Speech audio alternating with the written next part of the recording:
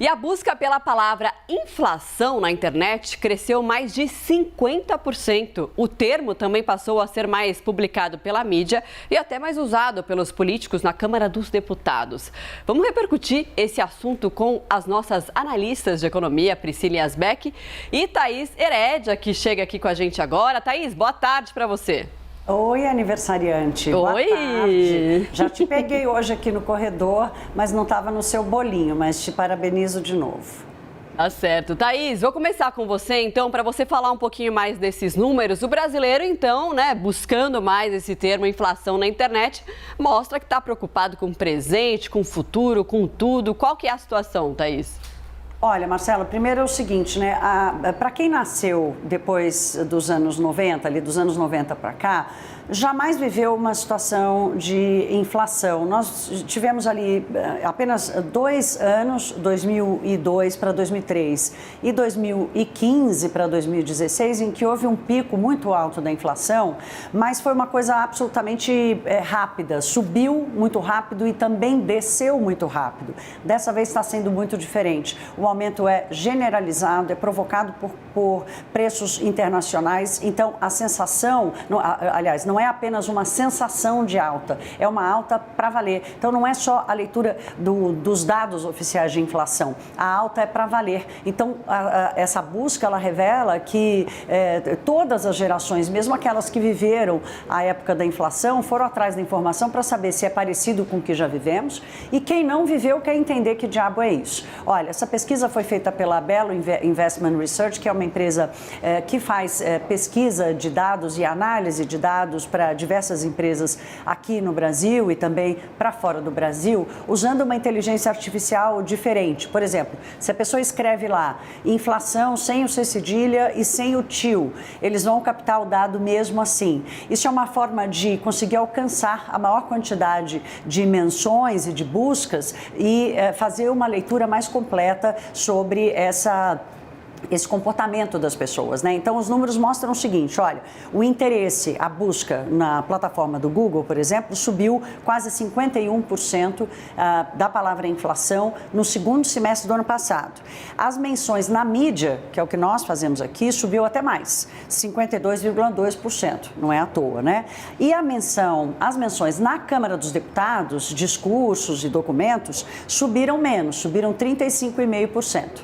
Eu conversei com o Rafael Foscarini, que é o diretor de estratégia da Bello Investment, e ele me explicou o seguinte, falou, olha, uma resposta para uma explicação para essa menção menor na Câmara dos Deputados, já que é uma coisa que está preocupando todo o país, pode ser porque é um assunto impopular. Ou você vai tratar isso de forma negativa ou não tem outra opção, ainda mais no quadro que estamos. Então, essa é uma explicação.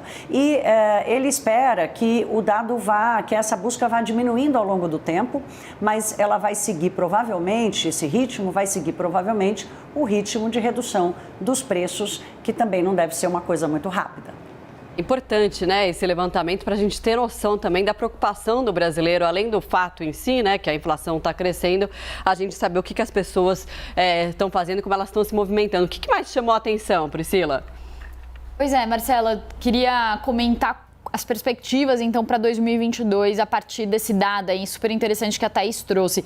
A gente tem, então, um cenário de inflação subindo, a inflação chega a 10,74% em 12 meses, segundo os últimos dados do IBGE, que é a maior inflação desde 2003. Então, é por isso que esse assunto está tão em voga, por isso que as pessoas estão falando tanto, se preocupando tanto, e isso deve bater também na política. Lembrando que esse ano a gente tem eleições. Então, queria trazer também uma outra pesquisa que foi feita pela Genial Quest. Eles mostram que a economia é o principal problema do país, segundo 41% dos entrevistados, com um levantamento que foi feito em dezembro, enquanto saúde e pandemia ficou com 19% das respostas. Vale falar que em julho era diferente, esse percentual se inverteu. Em julho, a pandemia era a maior preocupação, com 41% das respostas, e a economia aparecia em segundo lugar, com 28%. Então, a preocupação sobre a economia agora se sobrepõe à preocupação com a pandemia, e isso que deve dar o tom para esse ano eleitoral de 2022.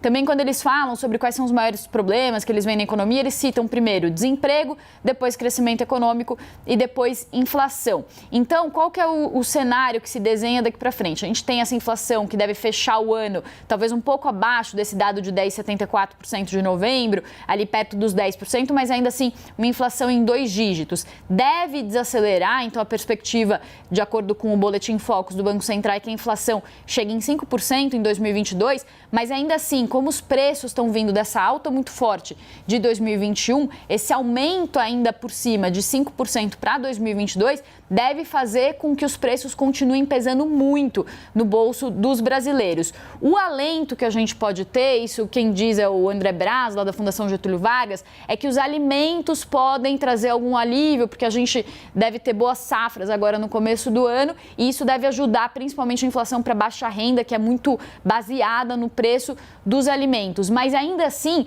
depois dessa alta forte que a gente teve dos preços em 2021, era necessário que os preços caíssem, e caíssem muito, para que o brasileiro não sentisse tanto esse desconforto em relação aos preços. E vale falar que os economistas dizem muito, né? A inflação é como se fosse um imposto sobre a população de baixa renda, né? Faz com que a população de baixa renda compre muito menos com o mesmo dinheiro. Lembrando que muita gente também foi para a informalidade. Essa parte da população, são 40% de informais hoje, é uma parte da população que muitas vezes não tem aumento, não tem reajuste e não tem reajuste de acordo com a inflação, e sofre ainda mais quando os preços aumentam, porque acabam vendendo menos, às vezes são ambulantes que fazem alguma venda aí na rua e acabam sofrendo mais com essa situação aí de aumento de preços. Então, de fato, é um tema que deve ser um dos grandes destaques aí para o ano de 2022. E essa inflação por demanda, né? Porque a gente sabe que não foi por demanda o principal fator aí que impulsionou o crescimento da inflação.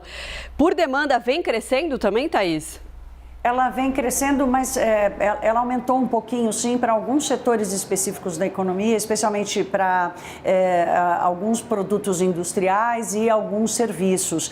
Mas ela é muito mais uma inflação por oferta. Inflação por demanda é aquela que muita gente procura a mesma coisa e essa coisa não está disponível. Em alguns casos que tiveram prejuízo por causa dos gargalos nas cadeias produtivas do mundo inteiro, isso aconteceu. Houve mesmo um problema de uma demanda maior do que a oferta. Mas em outros casos, o problema da oferta, por exemplo, de energia aqui no Brasil.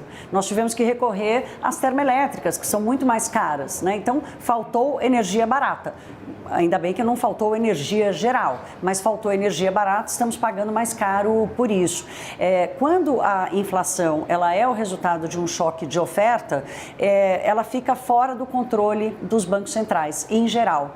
E isso acaba demandando uma reação mais forte. É por isso que aqui no Brasil, por exemplo, como temos um processo inflacionário mais espalhado, mais ranhento, mais teimoso, porque temos uma economia muito indexada que vai reajustando os seus preços dos seus contratos sempre com a inflação do passado, o Banco Central precisa trazer uma dose de remédio mais forte, mesmo que ele não consiga alcançar muito essa inflação de oferta. Lá nos Estados Unidos é menos, porque o processo tem uma menor intensidade, mas a natureza acaba sendo parecida.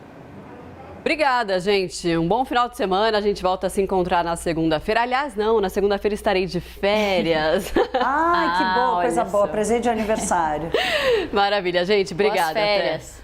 Obrigada.